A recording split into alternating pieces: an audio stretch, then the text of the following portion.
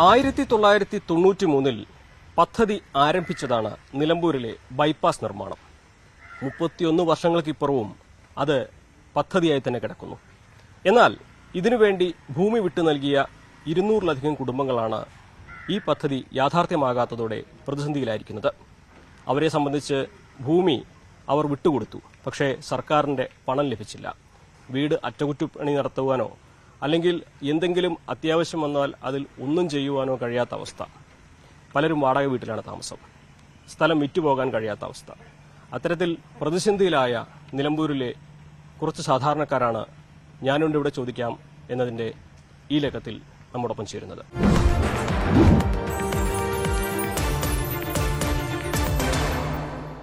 വർഷങ്ങളായി, 31 വർഷമായി ഈ ഒരു പ്രശ്നം നിങ്ങൾ വിടാതെ നിങ്ങളെ പിന്തുടർന്നുകൊണ്ടിരിക്കുകയാണ്. വലിയ പ്രതിസന്ധിയാണ്. നമുക്കറിയാം, നമ്മളെ ഭൂമി അത് സർക്കാരിൻ്റെ ഒരു വികസന പ്രവർത്തനത്തിന് വേണ്ടി നമ്മൾ വിട്ടുകൊടുത്തതാണ്. പക്ഷേ അതിൻ്റെ പണം ലഭിക്കുന്നില്ല. ഭൂമിയുടെ ഉടമസ്ഥാവകാശം നിങ്ങൾക്ക് നഷ്ടമാവുകയും ചെയ്തു. എങ്ങനെയാണ് ഈ ഒരു അവസ്ഥയൊന്ന് വിശദീകരിക്കുന്നത്? 1991 തുടങ്ങിയതാണ് നിലമ്പൂർ ബൈപ്പാസിന്റെ സർവേ ചെയ്ത് ഒരു കല്ല് അവിടെ മഞ്ഞ കളറടിച്ച് ഇട്ടു എന്നല്ലാതെ പിന്നീട് സർക്കാർ ആരും തന്നെ അതിലേക്ക് തിരിഞ്ഞു നോക്കുകയോ ഞങ്ങളെ ഒന്ന് ഗൗനിക്കുകയോ ചെയ്തിട്ടില്ല. ഇതിന്റെ പേരിൽ നാടിന്റെ വികസനത്തിനായി ഈ സ്ഥലത്തിന്റെയും ഈ വീടുകളുടെയും ടാക്സ് ഞങ്ങൾ അടച്ചുകൊണ്ടിരിക്കുന്ന ഈ 30 കൊല്ലമായി ഒറ്റ പ്രാവശ്യം പോലും മുനിസിപ്പാലിറ്റിയോ വില്ലേജോ പറഞ്ഞിട്ടില്ല നിങ്ങൾ ഈ പണം അടയ്ക്കേണ്ടെന്ന്. ഇരട്ടത്താപ്പ് ഗവൺമെന്റിൽ ഉണ്ടെന്നുള്ളതിന്റെ ഒരു തെളിവാണ്. ടാക്സ് വാങ്ങും ചെയ്യാൻ നമുക്ക് അനുവാദമില്ല. അപ്പം ഇതൊക്കെ ഇവരുടെ കണ്ണ് തുറപ്പിക്കാൻ വേണ്ടി ഞങ്ങൾ ഈ 30 കൊല്ലം കയറി ഇറങ്ങിയിട്ട് ഒരു നിവൃത്തിയില്ലാതെ വന്നപ്പോൾ ഇപ്പം ലാസ്റ്റ് ഈ വീട് പോകുന്ന ഈ സ്ത്രീകളെല്ലാം കൂടെ ഇറങ്ങിയതുകൊണ്ടാണ് ഇതിന് ഇത്രയും ബലം കിട്ടാൻ കാരണം.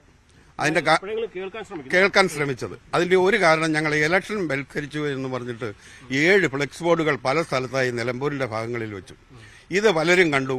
ഇത് വലിയ ചർച്ചാ വിഷയമായി. BJPയുടെ സ്ഥാനാർത്ഥി ഞങ്ങളെ കാണാൻ വന്നു. ഇതൊക്കെ രാഷ്ട്രീയക്കാർ അറിഞ്ഞിട്ടുണ്ടാവും. അതിനുശേഷം വിജിലൻസിൽ നിന്ന് അന്വേഷണം വന്നു. ഇതെന്താ കാരണം എന്നൊക്കെ ചോദിച്ചു. ആ റിപ്പോർട്ട് മേളിലേക്ക് പോകാൻ സാധ്യതയുണ്ട്. കാരണം ഇത് മാവോയിസ്റ്റ് മേഖലയായതുകൊണ്ട്, രാഹുൽ ഗാന്ധി തെരഞ്ഞെടുപ്പിന് നിന്നതുകൊണ്ട്, ഇത് കൂടുതലായിട്ട് ഈ നിലമ്പൂർ മണ്ഡലത്തെ ഇവർ നോക്കിയിരുന്നതുകൊണ്ട് അതെല്ലാം വന്നപ്പോൾ ആ റിപ്പോർട്ടൊക്കെ ഞങ്ങൾക്ക് ഗുണം ചെയ്തു. ലാസ്റ്റ് ഇതുകൊണ്ട് രക്ഷയില്ല എന്ന് വന്നതുകൊണ്ട് മെയ് 13-ാം തീയതി PWD ഓഫീസ് ഞങ്ങൾ പിക്കറ്റ് ചെയ്തു. ഇന്നലെ അത് കഴിഞ്ഞ് ഞങ്ങൾ നിൽക്കുമ്പോൾ MLA നിലമ്പൂർ വരുന്നു എന്നറിഞ്ഞു. നിലമ്പൂർ വന്നില്ലെങ്കിൽ വീട്ടിൽ പോയി കാണാനാണ് ഞങ്ങൾ ഇരുന്നത്. അപ്പോൾ ഇന്നലെ ഞങ്ങൾ നിലമ്പൂരിൽ നിന്ന് കാണുമ്പോൾ വളരെ കാര്യമായി ഞങ്ങളോട് സംസാരിക്കുകയും ഞാൻ നിങ്ങളോടൊപ്പം വരാം എന്ന് പറഞ്ഞു. അന്നേരം തന്നെ കളക്ടറെ വിളിച്ച് സമയം ചോദിച്ചു. രാവിലെ 10 മണിക്ക്. അങ്ങനെയാണ് ഈ കൂടിക്കാഴ്ച ഉണ്ടായത്. ഇപ്പോഴത്തെ സംസാരത്തിൽ കാരണം കളക്ടറുടെ ആ സ്ഥാനവും MLAയുടെ സ്ഥാനവും വെച്ച് ഞങ്ങൾ അവർ പറഞ്ഞ വാക്കിനെ ഞങ്ങൾ വിശ്വസിച്ചാണ് ഇപ്പോൾ മടങ്ങുന്നത്. അത് ഞങ്ങൾ എടുത്തു ചോദിച്ചു ഞങ്ങൾ എന്ത് വിശ്വാസത്തിൽ പോകണം. ഞങ്ങളിത് ഒത്തിരി പ്രാവശ്യം ഈ കളക്ടറേറ്റിൽ നിന്ന് കേട്ടിട്ടുള്ളതുകൊണ്ട് ഈ പ്രാവശ്യത്തേന് എന്തെങ്കിലും ഒരു മാറ്റം ഉണ്ടാകുമെന്ന് ഞങ്ങൾ പ്രതീക്ഷിക്കാൻ കാരണം ഒരു കൗൺസിലർ ഞങ്ങളുടെ ഒപ്പം വന്നു. തന്നെയല്ല, രാഷ്ട്രീയത്തിൽ നിന്ന് 1-2 പേര് വന്നിരുന്നു. അപ്പൊ ഇവരെല്ലാരും കൂടെ ഉള്ളതുകൊണ്ട് എന്തെങ്കിലും നടക്കും എന്ന് ഏറ്റെടുത്തിട്ടുണ്ടെന്ന് പറഞ്ഞു. ഇവിടെ ഈ കാര്യങ്ങളെക്കുറിച്ചെല്ലാം വിശദമായിട്ട് ഞങ്ങളുടെ പ്രസിഡന്റ് KP ഉമറും അതേപോലെ തന്നെ സെക്രട്ടറിയും കൂടെ സംസാരിക്കുകയുണ്ടായിട്ടുണ്ട്. പിന്നെ ആ കാര്യങ്ങൾക്കൊന്നും കിടക്കാതെ എനിക്ക് പറയാനുള്ളത് ഈ കഷ്ടപ്പെടുന്ന ജനങ്ങൾ, അവരുടെ ദുരിതങ്ങൾ, വർഷങ്ങളായിട്ട് അവർ ദുരിതങ്ങൾ അനുഭവിക്കുന്നത്, സാധാരണ രീതിയിലൊരു അവനാൻ്റെ പ്രാഥമിക ആവശ്യങ്ങൾ കൂടി അവനാൻ്റെ സ്വന്തം വീട്ടിലെ ടോയ്ലറ്റിൽ വരെ പോകാൻ സാധിക്കാത്തൊരവസ്ഥ, അത് തലയിൽ വീണു എന്നുള്ള അവസ്ഥയിൽ തന്നെ അവരെ താഴ്ത്തിരുന്ന് ബുദ്ധിമുട്ടുന്നൊരവസ്ഥ, കോമ്പൻസേഷൻ കിട്ടുന്ന ആളുകൾ പല ആളുകളും ഈ ഭൂമിയോട് വിട പറഞ്ഞ രീതിയിൽ ഇത് പ്രതീക്ഷിച്ച് ഇനി ഈ തലമുറയെങ്കിലും ഞങ്ങൾക്കത് കിട്ടാത്തൊരവസ്ഥ വന്നാൽ അടുത്തൊരു തലമുറയിൽ വരുമ്പോൾ അവർക്കിതിനെക്കുറിച്ച് യാതൊരു ബോധവുമില്ല. അതുകൊണ്ട് ഈ കാര്യങ്ങളിൽ ഞങ്ങൾ ഏതറ്റം വരെ പോകാനും ഞങ്ങൾ ഈ കൂട്ടായ്മ ദുരിതം ഏറ്റുവാങ്ങി ജീവിക്കുകയാണ്. ഒരു തലമുറ കഴിഞ്ഞു, ജീവിതം ഏറ്റുവാങ്ങി കഴിഞ്ഞു. ഇനി അടുത്ത തലമുറയും കൂടി ഇതിൻ്റെ വരണം. ഈ തലമുറയിൽ ഇത് മാറണം. ഇത് മാറാനുള്ള ശ്രമങ്ങൾ ഞങ്ങളുടെ ഭാഗത്തു നിന്നുണ്ടാവും. അത് എല്ലാവരും കൂട്ടായിട്ട് രാഷ്ട്രീയത്തിന് അതീതമായിട്ട് തന്നെ ഞങ്ങൾ പ്രവർത്തിക്കും എന്നുള്ളതാണ് ഞങ്ങളെ എല്ലാവരും കൂട്ടായ തീരുമാനം. ഞങ്ങൾക്ക് എന്താ പറയാനുള്ളത് വെച്ചാൽ ഞങ്ങൾ ഇന്നിപ്പോൾ ഇവിടെ കൂടിയിരിക്കണത് തന്നെ ഇനിയൊരു മഴക്കാലം വരുന്നത്. ഞങ്ങൾക്ക് ആർക്കും ഈ വരുന്ന ആർക്കുള്ളൊരു വീടും ഇതുവരെ ഗവൺമെന്റ് ഏറ്റെടുത്തിട്ടില്ല. അതിന്റെ ഒരിതുകൊണ്ടാണ് ഞങ്ങൾ ഇവിടെ കൂടിയിട്ടുള്ളത്. ഇപ്പൊ അൻവർ സാർ MLA യും കലക്ടറും പറയുന്നത് എന്താ വെച്ചാൽ ജൂലൈ 15 വരെ കാത്തിക്കാനാണ് പറഞ്ഞത്. PVR ശരിയാക്കിയിട്ട് നിങ്ങളത് 1 വർഷം കൊണ്ട് ഞങ്ങൾ ശരിയാക്കി തരാം. അതിലാണ് ഇപ്പൊ ഞങ്ങൾ വിശ്വസിച്ച് നിൽക്കുന്നത്. ഈ ഇതിനു മുൻപുള്ള സമയത്തൊക്കെ ഇപ്പോൾ വീട് ചോർന്നൊലിക്കുന്ന സാഹചര്യം ഉണ്ടാവും, അറ്റകുറ്റപ്പണി എത്താൻ പറ്റാത്ത പ്രശ്നങ്ങൾ, ഇതൊക്കെ എങ്ങനെയാണ് ഈ ഒരു കാലത്ത് നിങ്ങൾ? എന്റെ വീട് തന്നെ ഒരു ഭാഗം പൂർണ്ണമായി നശിച്ചിരുന്നു. അന്ന് അവിടുന്ന് ഞങ്ങൾ മുനിസിപ്പാലിറ്റി ചെന്ന് പറഞ്ഞപ്പോൾ നന്നാക്കാൻ കഴിയില്ല, കാരണം ഇത് ബൈപ്പാസ് പോകുന്ന വീടാണ്, അതുകൊണ്ട് നിങ്ങൾക്ക് ഒന്നിനും ചെയ്യാൻ പറ്റില്ല എന്ന് പറഞ്ഞു. എന്നിട്ട് അവിടെയുള്ള നാട്ടുകാർ കൂടിയിട്ടാണ് ഞങ്ങളെ വീട് റിപ്പയർ ചെയ്ത് തന്നത്. അങ്ങനത്തെ ഒരു അവസ്ഥയിൽ ഇനി എങ്ങനെയാണ് 1 വർഷം കൂടി ചെയ്യുക? എന്ത് കരുതിയിട്ടാണ് ഞങ്ങൾ നിൽക്കുന്നത്? ഞങ്ങൾ ഈ 30-ാം തീയതിനുള്ളിൽ അവിടുന്ന് മാറുക, വാടകയ്ക്ക് പോവുകയാണ്. കാരണം അതിൻ്റെ ഉള്ളിൽ ഞങ്ങൾ നിന്നാലേ ഞങ്ങൾ വയസ്സായ തന്നെയും തള്ളിയും മാത്രമേ ഉള്ളൂ. മക്കൾ 2 ആളുണ്ടായിരുന്നു, ഒരു മകൻ മരിച്ചു, അതിൻ്റെ കുട്ടികളെയും കൊണ്ട് അവളെ വാടകയ്ക്ക് പോയി. പിന്നെ ചെറിയ മകനുണ്ട്, അവന് വികലാംഗന. അപ്പോൾ അവനും അവൻ്റെ കുട്ടികളെയും കൊണ്ട് വേറെ വീട്ടിലേക്ക് മാറി. ഇപ്പം ഞങ്ങളിപ്പോൾ ഇവിടുന്ന് മാറാൻ നിൽക്കുകയാണ്. ഈ 30-ാം തീയതി ഉള്ളിൽ മഴ വരുന്നതിന് മുൻപേ ഞങ്ങൾ മാറും. കാരണം അല്ലെങ്കിൽ ഞങ്ങളെ തലേച്ചാട്. ഒരു ദിവസം ഞാൻ അവിടെ തുടച്ചങ്ങാണ്ട് ബെഡ്റൂം തുടച്ചും കിടന്ന് വാതിലിൻ്റെ അടുത്തേക്ക് എത്തിയിട്ടില്ല, അപ്പോഴേക്ക് ഒന്നായിട്ടൊരു ഇടിഞ്ച് വീണു. അപ്പോൾ അയലോക്കാരൊക്കെ ഓടി വന്നു, അയ്യോ മമ്മീൻ്റെ മേല് വീണല്ലോ എന്ന് പറഞ്ഞ് ഓടി വന്നു. പക്ഷേ എൻ്റെ മേല് വീണില്ല, ദൈവം കാത്തതാണ്. ഞാൻ അപ്പുറത്തേക്ക് നിന്നു. അതുപോലെ അടുക്കളയിലും തന്നെ ഇതേപോലെ മേൽക്കൂരയാണ്. അടുക്കളയിൽ ഇതേപോലെ ചായ ഉണ്ടാക്കുന്ന സമയത്ത് വൈകിട്ട് ചായ ഉണ്ടാക്കിയിട്ട് ഞാൻ ഇവരുടെ കുട്ടികളുടെ ഡാഡിക്ക് കൊണ്ടു കൊടുത്ത് കുറച്ച് സമയം അവിടെ വർത്താനം പറഞ്ഞു. അല്ലെങ്കിൽ ഞാൻ പാല് കാച്ചാൻ അവിടെ നിൽക്കണതാണ് എൻ്റെ തലയിൽ ചാടിയെന്ന്. ദൈവം ഞങ്ങൾ അതിശയ അത്ഭുതമായിട്ടാണ്. റിപ്പയറിനൊന്നും പറ്റൂല. ഇത് പിന്നെ റിപ്പയർ ചെയ്ത ബൈപ്പാസിന് പോണതല്ലേ. പിന്നെ 10 സെന്റ് സ്ഥലമാണ്, അതിൽ 4 ബെഡ്റൂമും 2 അടുക്കളയും 2 ഇല്ലേ, ഒരു കാശും കിട്ടിയില്ല. അവരിങ്ങനെ നടത്തും ഞങ്ങളെ. ഇപ്പൊ ഇവിടെ വന്നതിന് വിശ്വാസമൊന്നുമില്ല കിട്ടുന്നു. എലി എത്ര കാര്യമുണ്ടെന്നാ പൂച്ചയ്ക്ക് കണ്ണീരോട്ടണ്ടേ.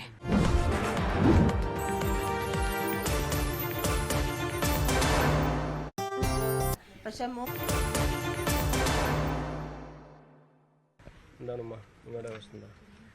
ഞങ്ങളതും ഇതൊക്കെ തന്നെയാണ്. പൊളിഞ്ഞു ചാടാനായ വീടാണ്, ഒരു ഭാഗം പൊളിഞ്ഞൊടിഞ്ഞ് നിൽക്കുന്നുണ്ട്.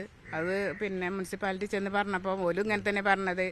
പിന്നെ അത് ബൈപ്പാസിൻ്റെയാണ്. ഞങ്ങൾ എഴുതി കൊടുത്ത് പിന്നെ റിപ്പയർ ചെയ്യാൻ വേണ്ടിയിട്ട് എഴുതി കൊടുത്തപ്പോൾ അവർ ഇതുവരെ ഒന്നും പാസ്സാക്കി തന്നിട്ടൊന്നുമില്ല. കിട്ടുമെന്ന് പറഞ്ഞു, ഇതുവരെ ഒന്നും കിട്ടിയിട്ടില്ല. ഞങ്ങൾക്ക് ഉറപ്പാണ് കിട്ടൂല എന്നുള്ളത്. എന്നാലും ഞങ്ങളത് കൊടുത്തുക്കണ്. പിന്നെ ചോർന്നും കൊണ്ടാണ് ഇപ്പോഴും സീറ്റ് ഇട്ടിക്കുകയാണ് മേലെ. 30 വർഷം എന്നൊക്കെ പറഞ്ഞാലേ ഒരു മനുഷ്യായുസിന്റെ കാൽഭാഗത്തിലെ അധികമുള്ളതാണ്. അപ്പോ എങ്ങനെയാണ് നിങ്ങളുടെ ഈ കുട്ടികളെ വളർത്തലും അവിടുത്തെ ജീവിതം എങ്ങനെയാണ്? ഞങ്ങൾക്ക് പറയാനുള്ളത് ഇവരെ കൂട്ടത്തിലല്ല, പത്രക്കാരോട് നിങ്ങളോടാണ് പറയാനുള്ളത്. കാരണം നിങ്ങൾ ഇതിന്റെ പുറകിൽ കൂടിയെങ്കിൽ ഇത് എന്തെങ്കിലും ഒരു തീരുമാനം ഞങ്ങൾക്ക് കിട്ടുള്ളൂ. കാരണം എന്താണെന്ന് വെച്ചാൽ ഇതാണ് അവസ്ഥ. ഇത് കണ്ടോ, ഈ വീടിന്റെ അവസ്ഥയാണിത്. ഈ ദൈനിക അവസ്ഥ ഇപ്പം ഞങ്ങൾ കുറെ കാലമായിട്ട് പാഞ്ഞുകൊണ്ട് നിൽക്കുകയാണ് ഇതിന്റെ പുറകിൽ. പക്ഷെ ഈ പാച്ചിലിന് നിങ്ങളെ കൂടെ സഹായം ഉണ്ടായിട്ട് നിങ്ങൾ ഇതിന്റെ പുറകിൽ എന്താണ്, ഇത് എവിടെയാണ് തടസ്സം? ഞങ്ങൾക്ക് തോന്നുന്നത് എന്താ പറയുക, ഇപ്പൊ നമ്മളെ MLA പറയണ കേട്ടു, ഒരു ഇലക്ട്രിസിറ്റിന്റെ ഒരു കാര്യം പറഞ്ഞു. ഈ നിമിഷം വരെ, ഈ കളക്ട്രേറ്റിൽ വരുന്ന നിമിഷം വരെ ഈ പറയുന്ന ഈ ആളുകൾക്കൊന്നും ആ വിവരം കിട്ടിയിട്ടില്ലായിരുന്നു. പക്ഷെ ഇപ്പോഴാണ് ആ വിവരം പുറത്തേക്ക് വന്ന്. പിന്നെ ഇതിന്റെ പിന്നിൽ ഒരു വ്യാപാരികളോ, ആ വ്യാപാരികൾ എന്ന് ആ ഒരു ബൈപ്പാസ് വന്നാൽ കുറെ കച്ചവടക്കാരെ കച്ചവടം പോകുന്നുള്ള ഹോബി ഉണ്ടോ, ഏതാണ് ഇതിന്റെ പുറകിൽ നടക്കുന്നെന്നുള്ളത് നിങ്ങളൊന്ന് അന്വേഷിച്ചിട്ട് ഞങ്ങൾക്ക് വിവരം തരികയാണെങ്കിൽ ഏറ്റവും വലിയ ഉത്തമമാണ്. കാരണം ഞങ്ങൾക്ക് ഇതിനെക്കുറിച്ച് അറിവില്ലാത്തതുകൊണ്ടാണ് നിങ്ങളെ ഏൽപ്പിക്കുന്നത്. ഇതിനു മുമ്പ് ജപ്തി നോട്ടീസ് വന്നിരുന്നു വീടിന്. അപ്പോൾ പറഞ്ഞു ഞങ്ങൾ നികുതി അടക്കൂല എന്ന് പറഞ്ഞത് ഇത് വേറെ ജപ്തി വേറെ എന്ന് പറഞ്ഞാൽ വിൽക്കാനോ ഒന്നിനും പറ്റാത്തൊരു കണ്ടീഷനാണ്. ബൈപ്പാസ് പറഞ്ഞാൽ MLA കലക്ടറൊക്കെ വരുമ്പോൾ കുഴപ്പമില്ല, അല്ലെങ്കിൽ തിങ്ങി നടന്നാൽ പോകണം. 1 മണിക്കൂർ വേണം ജനത പഠിക്കുന്ന നിലമ്പൂർക്ക് എത്താം. നിലമ്പൂരിൽ നിന്ന് മഞ്ചേരിക്ക് എത്താം 1/2 മണിക്കൂർ മതി. അത്രയും കഷ്ടത്തിലാണ് ഞങ്ങൾ. ഈ ജപ്തി നോട്ടീസ് വന്നിട്ട് പിന്നെ അതന്നെ ഞങ്ങൾ അടച്ചുകൊണ്ട് ഞങ്ങൾ പോകുന്നു. ഞങ്ങൾ സ്ഥലം വിൽക്കാൻ വേണ്ടിയിട്ടായിരുന്നു. പക്ഷെ നികുതി അടക്കണം നിർബന്ധമാണെന്ന് പറയുന്നു.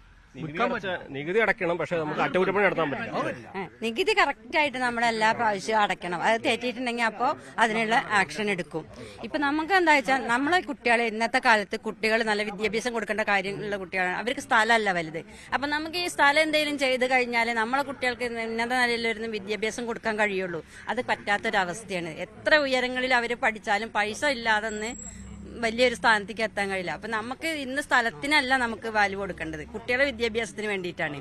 അപ്പൊ കല്യാണം ബുദ്ധിമുട്ടുണ്ട്. കാരണം എത്രയോ ആൾക്കാർ കല്യാണം അന്ന് ആ വീട് പോരാന്ന് പറഞ്ഞ കല്യാണക്കാർ ഒരുപാട് ഒഴിഞ്ഞു പോകുന്നുണ്ട്. പിന്നെ ഇപ്പോൾ ലോണും കടം എടുത്ത ആൾക്കാർ കുട്ടികളെ കല്യാണം കഴിച്ച് വിട്ട ആൾക്കാരുണ്ട്. അവർക്കാണ് ഇപ്പൊ ജപ്തി നോട്ടീസ് വരെ വന്ന് നിൽക്കുന്നത്. ഇനി കഴിക്കാനുള്ള കുട്ടികളുണ്ട്. ഇനി ഇതിലുള്ള കുറെ കുട്ടികളെ അമ്മമാർക്ക് കല്യാണം കഴിക്കാനുള്ള ആൾക്കാരുണ്ട്.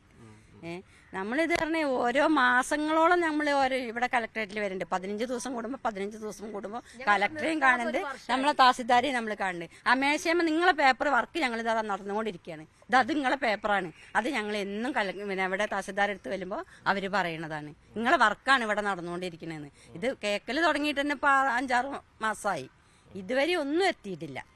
ഇപ്പോഴും ഇനി ഒരു വർഷം സത്യത്തില് ഇവര് നമ്മളെ ഒന്നും മനുഷ്യനായിട്ട് കൂട്ടിയിട്ടില്ല. മനുഷ്യരായി കൂട്ടി അവരുടെ മനസ്സിലുണ്ടെങ്കിൽ ഇത്രയും നമ്മൾ ഈ നരകം അനുഭവിച്ചവരെടുത്ത് വരുമ്പോൾ ലേശൊരു അനുഭവം തോന്നൂലേ? ഇവർക്ക് അത് തോന്നിയിട്ടില്ല ഇത്ര കാലമായിട്ട്. ഇപ്പോഴും നമ്മളെങ്ങനെ പറഞ്ഞു വിടുന്നുണ്ട് എന്നല്ലാതെ ഇപ്പോഴും പോണതായിട്ട് എത്തിയിട്ടില്ല. ഏത് ഡേറ്റ് എന്നൊക്കെ പോലെ പറയുന്നുണ്ട് ആയിരിക്കും.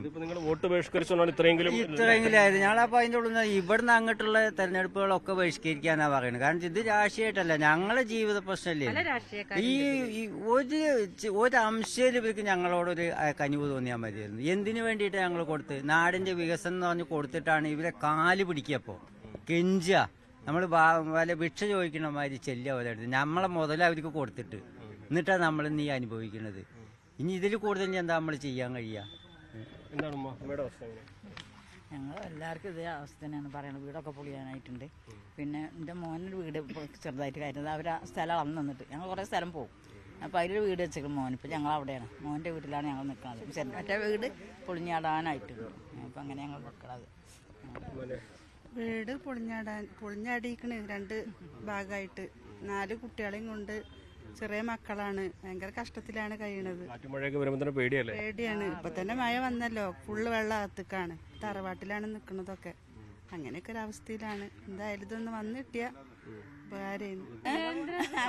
ഞങ്ങളോടൊരു കാര്യം പറഞ്ഞു. കാരണം ഇത് പിന്നെ കേന്ദ്ര ഫണ്ട് അല്ലല്ലോ, കേന്ദ്ര ഫണ്ടാണെങ്കിൽ ഞാൻ ഇപ്പൊ തന്നെ ഇതിൽ ഇറങ്ങിയിട്ട് ഇപ്പൊ തന്നെ ഞാൻ ഇത് ശരിയാക്കിയിരുന്നു എന്നുള്ളത് ആണ്. മരുന്നേര് വരുന്നതാണ്. അപ്പൊ അതറിയാതെയാണ് ഞങ്ങളുടെ അടുത്തേക്ക് വന്നിട്ടുണ്ടായിരുന്നത്. ഇത് കേരളത്തിന്റെ ആണെന്നല്ല. ഞങ്ങളെ വീടും തന്നെ ഒക്കെ പൊട്ടിപ്പൊളിഞ്ഞ് ഇതായി കിടക്കുകയാണ്. അപ്പൊ ഈ പിന്നെ കഴിഞ്ഞ 2 തെരഞ്ഞെടുപ്പിന് ഇപ്പൊ ഈ അൻവർ ഇലക്ഷന് നിന്ന കാലത്ത് ഈ ബൈപ്പാസ് എത്രയും പെട്ടെന്ന് ശരിയായി തരാന്ന് പറഞ്ഞായിരുന്നു. എന്നിട്ട് 46 ദിവസം അൻവറിന്റെ വിജയത്തിന് വേണ്ടിയിട്ട് നമ്മൾ പ്രവർത്തിച്ചാണ്. 46 ദിവസം ഒരു ദിവസം ഒഴിവില്ലാതെ അങ്ങനെയാണ് അൻവർ ഇവിടെ ജയിക്കണത്. എന്നിട്ട് ഇത്രയും കാലം 10-32 കൊല്ലമായിട്ട് ഇതുവരെ ഇപ്പൊ ഒരു ജയിച്ചിട്ട് 8-10 കൊല്ലമായല്ലോ, ഇതുവരെ ഒരു പരിപാടി നടന്നിട്ടില്ല. അങ്ങനെ ഇതായി കിടക്കുക. ഓരോ തെരഞ്ഞെടുപ്പ് പൊതുയോഗത്തിന് ഒരു പറയണത് എന്താണ്, പിന്നെ നിങ്ങൾക്ക് പൈസ വേണ്ടേ, ട്രഷറിയിൽ പൈസ വന്ന് കിടക്കുകയാണ്, നിങ്ങൾ അതിന് ഇപ്പോൾ പെരുമാറ്റച്ചട്ടം നിലവിൽ വന്നുകൊണ്ട് പൈസ ഇപ്പോൾ എടുക്കാൻ പറ്റൂല, അത് ഈ തെരഞ്ഞെടുപ്പ് കഴിഞ്ഞാൽ ഉടനെ നിങ്ങൾക്ക് പൈസ തരും. അങ്ങനെ ഓരോ തെരഞ്ഞെടുപ്പിലും അങ്ങനെയാണ് ഒരു പറയല്. പിന്നെ പറഞ്ഞാൽ ഓരോ കൊല്ലവും 100 കോടി 150 കോടി ഇതിന് പാസ്സാകുന്നുണ്ട്. പക്ഷെ അതൊന്നും ഈ ജനങ്ങൾക്ക് കൊടുക്കണില്ല. എല്ലാവരും വീടും പറഞ്ഞാൽ അതേമാതിരി കുട്ടികളെ കെട്ടിക്കാനുള്ള ആൾക്കാർ വീട് പൊളിഞ്ഞാടി ആകെ പകുതി പൊളിഞ്ഞാടിയത്. നമ്മളെ വീടൊക്കെ പറഞ്ഞാൽ വിണ്ട് നിൽക്കുക. അവിടെ വയസ്സായ ആൾക്കാരാണ് അവിടെ നിൽക്കുന്നത്. ഓർക്കൊന്നും മണ്ടി ഇതാകാൻ കൂടി കഴിയൂല. അങ്ങനത്തെ അവസ്ഥയിലാണ്. ഇതിന്റെ ഫയൽ പോലും കാണാനില്ലെന്നൊക്കെയാണ് പറഞ്ഞത്. ഫയല് കാണാനില്ലെന്ന് പോയി പറയണേ. ഇനി പിന്നെ കുറെ തെരഞ്ഞെടുപ്പാണ് കിട്ടിയെന്ന് പറഞ്ഞത്. ഇനിയിപ്പോ എന്തൊക്കെയാണ് അതിന്റെ സത്യാവസ്ഥ നമുക്കറിയില്ലല്ലോ. ശരിക്കും നിങ്ങളെ ബലിയാടാക്കുക. അതെ, ഇത്രയും കൊല്ലമായിട്ട് ഞങ്ങൾക്ക് ഓരോ കൊല്ലം ഇപ്പൊ നമ്മൾ ഇപ്പൊ ഇങ്ങനെ പാസ്സാകുമ്പോ നമ്മളിത് ഇപ്പൊ കിട്ടുമല്ലോ എന്ത് നിൽക്കണേ. പിന്നെ ഇതുവരെ അത് അക്കൗണ്ടിൽ പൈസ അല്ല, അതുകൊണ്ട് 50 ലക്ഷങ്ങൾ ഇതിൽ ഇടിച്ചാലേ ഇത് വർക്ക് നടക്കുള്ളൂ. അപ്പൊ ഇവിടുന്ന് എല്ലാവരും ഇവിടെ തിരുവനന്തപുരത്ത് പോയിട്ട് മന്ത്രിനെ കണ്ടിട്ട് ഈ 50 ലക്ഷം അവിടെ നിന്ന് ഇടിച്ചു. എന്നിട്ട് അതിന്റെ ഒരു ഇതുവരെ പിന്നെ വന്നു നോക്കേ ഒന്നും ചെയ്തില്ല ഒരു. അതേമാതിരിയാണ് എല്ലാവരും വീടുകളും ഒക്കെ പൊളിഞ്ഞാടി. അവിടെ 5000 പോലെ ഒന്ന് വന്നു നോക്കണം. അതേമാതിരി പട്ടണക്കരൊന്ന് വന്നു നോക്കണം. ഇപ്പൊ നമ്മൾ ഇതിന് വേണ്ടി പ്രവർത്തിച്ചെന്ന ഒരു അച്ഛനുണ്ട്. അയാൾ കളക്ടറേറ്റിലും കോടതിയിലും ഒക്കെ കേസ് കൊടുത്തിട്ടും ഇതൊക്കെ ഇതാക്കിയിട്ട് അയാളിപ്പോൾ മരിച്ചുപോയി. അയാളുടെ ഭാര്യ മരിച്ചുപോയി. അയാളെ വീട് പൊളിഞ്ഞടിയിട്ട് ആ വീട് എവിടെയെന്നും കൂടി ഇപ്പൊ കാണൂല. വേദനയോടെയല്ലേ മരിച്ചിട്ടുണ്ടോ? അതെ, അത്രയും ഇതിലാണ് ഇപ്പൊ എല്ലാവരും നിൽക്കുന്നത്. ഓരോ വീടും പൊളിഞ്ഞാടിക്കൊണ്ടിരിക്കുകയാണ്. പകുതി പൊളിഞ്ഞാടിയ വീടുകൾ പലതും ഉണ്ട് ഇപ്പോഴും. ഇതില് ഇപ്പോ ഒരുപാട് നിങ്ങൾക്കൊക്കെ സത്യം പറഞ്ഞാല് മാധ്യമങ്ങളോട് പറയുമ്പോൾ തന്നെ നിങ്ങൾക്ക് മടുക്കുന്നുണ്ടാകും. കാരണം നിങ്ങൾ 30 വർഷമായി പറഞ്ഞുകൊണ്ടിരിക്കുന്ന കാര്യങ്ങളാണ്. ഇവിടെ എവിടെയാണ് ഇതിലൊരു തടസ്സം വന്നിട്ടുള്ളത്? നിങ്ങൾ ഇത്രയും അന്വേഷിക്കും, നിങ്ങൾക്ക് എവിടെയാണ് മനസ്സിലായിട്ടുള്ളത്? ആ ചോദ്യമാണ് ഇന്ന് രാവിലെ ഞങ്ങൾ കളക്ടറോട് ചോദിച്ചത്. കളക്ടറും MLA രണ്ടുപേരും ഇരിക്കുന്ന സമയത്ത് ഞങ്ങൾ ചോദിച്ചു, ഞങ്ങളെ ഫയൽ എവിടെയാണ് ബ്ലോക്കായി കിടക്കുന്നത് എന്നുള്ളത്. ഈ ചോദ്യത്തിന് അവർ രണ്ടുപേരും ഒരു മറുപടിയും പറഞ്ഞിട്ടില്ല. അവരാകെ പറഞ്ഞ മറുപടി BVR ജൂലൈ 15 കൂടി ഫിനിഷ് ആവും, അത് കഴിഞ്ഞാൽ നിങ്ങളുടെ ക്യാഷ് തരാനുള്ള പരിപാടി തുടങ്ങും എന്നേ പറഞ്ഞിട്ടുള്ളൂ. ഈ ഫയൽ എവിടെ ബ്ലോക്കായി കിടക്കുന്നതെന്ന് ഞങ്ങൾ ആവർത്തിച്ച് ചോദിച്ചു. പക്ഷെ ആ ചോദ്യത്തിന് ഇതുവരെ അവർ രണ്ടുപേരും ഒരു മറുപടിയും പറഞ്ഞിട്ടില്ല ഞങ്ങളോട്. സമരങ്ങൾ ഒരുപാട് ചെയ്തു, പ്രതിഷേധവും പ്രക്ഷോഭവും ഒക്കെ നടക്കി. ഇപ്പോഴും മുമ്പിൽ വഴിമുട്ടി നിൽക്കുകയാണ്. ഇനി എന്ത് എന്നുള്ളൊരു ചോദ്യമാണ് മുമ്പിൽ. അതെ, ഇനി ഞങ്ങളുടെ ഈ ബൈപ്പാസിന്റെ പ്രശ്നങ്ങൾ എവിടെ പോവും എവിടെ മുട്ടും എന്നുള്ളത് ഞങ്ങൾക്ക് ഒരു പിടുത്തവുമില്ല. ഇതിന്റെ മുന്നിൽ ചൈനയുടെ വൻമതിൽ എന്തോ ഒരു ബ്ലോക്ക് വന്ന് കിടക്കുന്നുണ്ട്. അത് എവിടെ എന്നുള്ളത് ആർക്കും അറിയില്ല. ഇന്ന് തന്നെ ഞങ്ങൾ പറഞ്ഞു, ഞങ്ങൾക്ക് രേഖാമൂലം വേണത് 15-ാം തീയതി, ജൂലൈ 15-ാം തീയതി ഒരു ഡേറ്റ് പറഞ്ഞേ. അപ്പൊ ഞങ്ങൾ പറഞ്ഞു, ഞങ്ങൾക്ക് ആ രേഖാമൂലം എഴുതി തരണം നിങ്ങൾ, അല്ലെങ്കിൽ ഒരു വാക്കുകൊണ്ട് പാറില്ല. കാരണം ഞങ്ങൾ കുറെ പ്രാവശ്യം വന്ന് വാക്ക് കേട്ടതാണ്.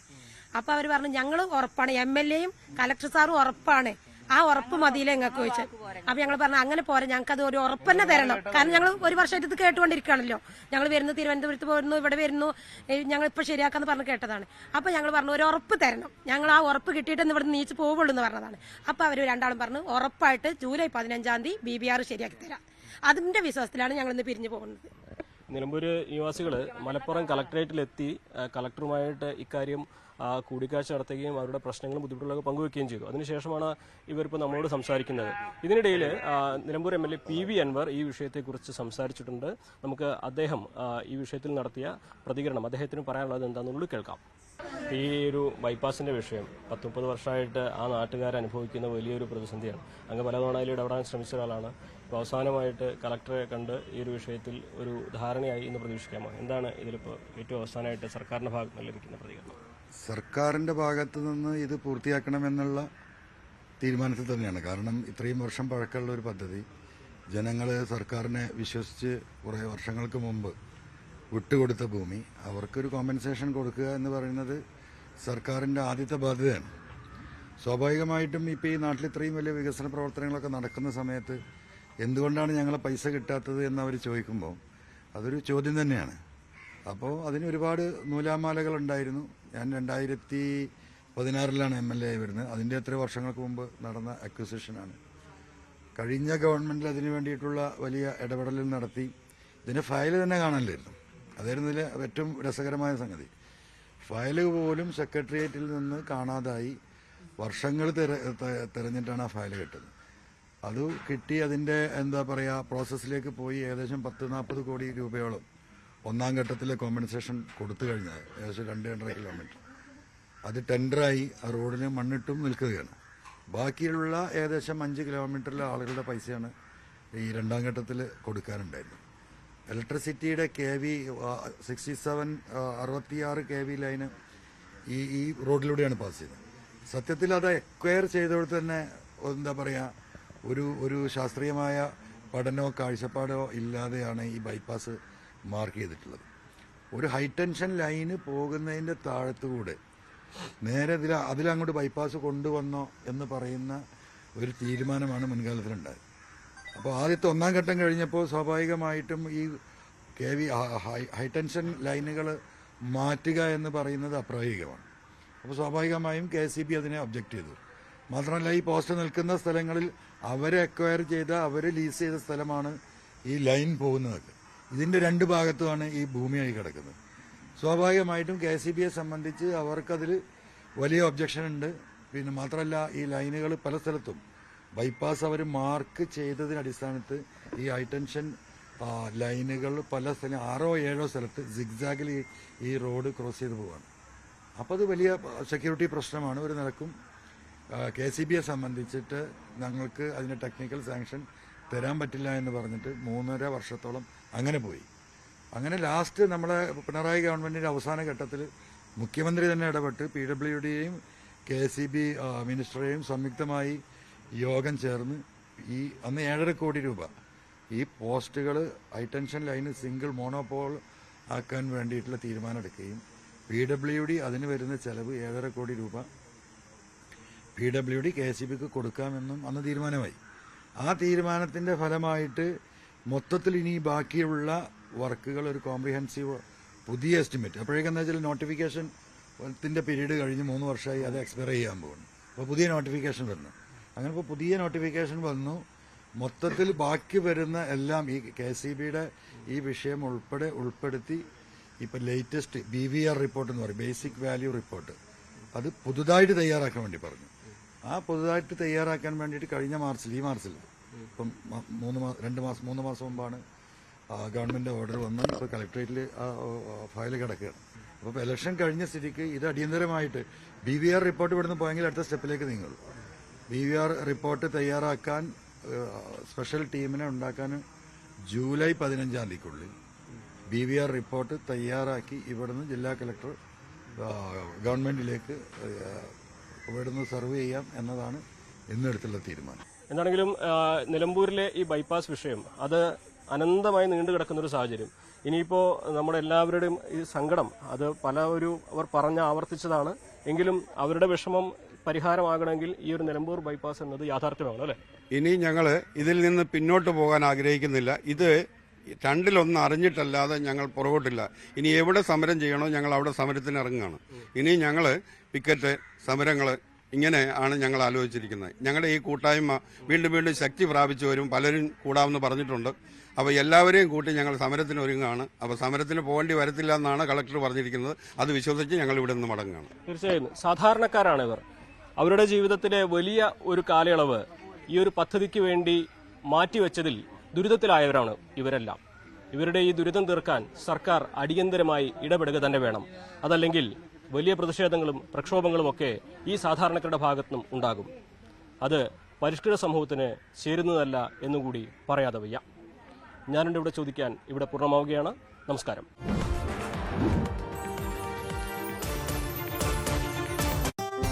വിവാഹം ഇത് ഫസ്റ്റ്